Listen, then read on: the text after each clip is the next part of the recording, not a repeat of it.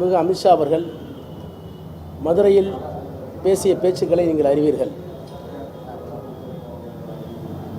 இந்திய நாட்டினுடைய உள்துறை அமைச்சர் என்ற தகுதியை மறந்து அவர் பேசியிருக்கின்ற பேச்சுக்களின் மொத்த தொகுப்பையும் சுருக்கி சொல்வதானால் அப்பட்டமான பொய், அருவருப்பான வஞ்சகம், பிளவு நோக்கம் கொண்ட சூதுரை, இந்த மூன்றை தவிர அவருடைய பேச்சில் வேறு எதுவும் என்னால் கண்டுபிடிக்க முடியவில்லை. ஒரு நாட்டினுடைய உள்துறை அமைச்சர் ஒரு மாநிலத்திற்கு வருகிற போது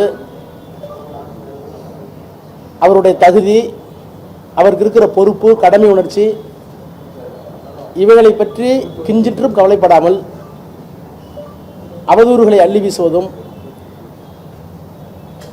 மாற்றுக் கட்சி அரசாங்கம் அந்த மாநிலத்தில் நடந்தால் ஆதாரமில்லாத குற்றச்சாட்டுகளை சொல்வதும், மதவாத பிளவை வேண்டுமென்றே உண்டாக்கி அமைதியாக இருக்கிற ஒரு மாநிலத்தில் சட்ட ஒழுங்கு பிரச்சனையை, கலவரத்தை தூண்டி அதன் மூலம் அரசியல் ஆதாயம்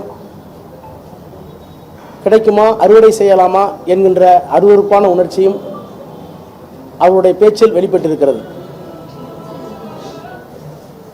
இது கூட்டாட்சி தத்துவதற்கு நல்லதல்ல. மாநில ஒன்றிய அரசுக்கு இடையிலான சுமூகமான போக்கிற்கு உந்தகம் அளிக்கக்கூடிய ஒரு பேச்சை அவர் பேசியிருக்கிறார். அவர் பேச்சை ஒவ்வொரு வரியாக எங்களால் ஆதாரத்தோடு நிரூபிக்க முடியும்.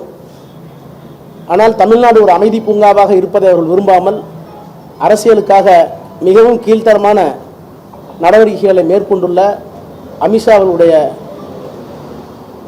பேச்சை, போக்கை தமிழக மக்கள் ஒருபோதும் ஏற்க மாட்டார்கள்.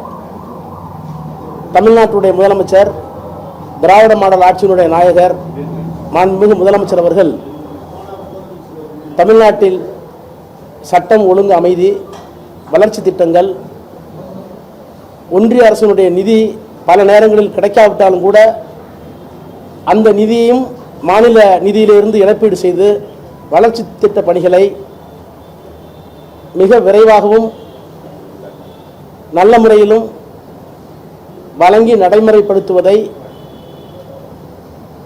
செரிக்க முடியாத ஒன்றிய அரசும் பிஜேபி கட்சியும் அமித்ஷாவை வரவழைத்து இங்கே கொண்டு வந்து இப்படிப்பட்ட கேலிக்கூத்தான, அருவருப்பான, அரசியல் நாகரிகத்திற்கு புறம்பான காரியத்தை அரங்கேற்றிருக்கிறார்கள். அமித்ஷா என்ற தனி மனிதருக்காக மட்டுமல்ல, அவர் வகிக்கிற அந்த பதவிக்கும் இது அழகல்ல. இந்த அரசியல் சித்து விளையாட்டுகளை, அருவருப்பான போக்குகளை இத்தோடு அவர் நிறுத்திக் கொள்வது நல்லது.